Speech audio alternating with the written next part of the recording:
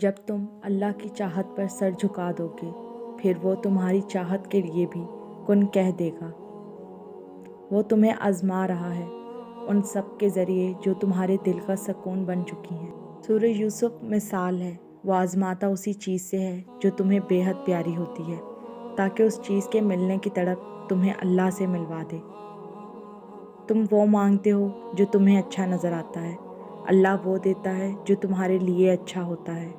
اور جب توکل کرو تو یہ مت سوچو کہ جو مانگا ہے وہ ملے گا کیسے، بلکہ انتظار کرو کہ جو مانگا ہے وہ ہر حال میں ملے گا۔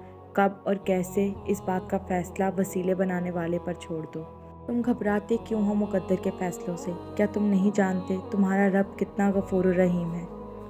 اگر وہ دن کو رات اور رات کو دن کرنے پر قادر ہے تو کیا وہ تمہاری تڑپ دیکھ کر تقدیر کے فیصلے بدل نہیں سکتا؟ میرے پاس کوئی مددگار تو کیا، مدد کا وعدہ کرنے والا بھی نہیں تھا۔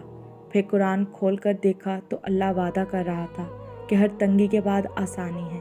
آنکھیں چھلک گئیں اور میں بے ساختہ رو پڑی۔ اللہ تعالیٰ فرماتا ہے، تو کرتا وہ ہے جو تو چاہتا ہے، پر ہوتا وہ ہے جو میں چاہتا ہوں۔ تو وہ کر جو میں چاہتا ہوں، پھر ہوگا وہ جو تو چاہتا ہے۔ مجھے اللہ کی ذات پر اتنا یقین ہے کہ اگر وہ مجھے کانٹوں سے گزار رہا ہے تو یقیناً گلاب تک پہنچانے کے لیے۔ جب یقین کی ڈور اللہ پر چھوڑ دی جاتی ہے تو پھر اللہ اپنے بندے کو رسوا نہیں کرتا۔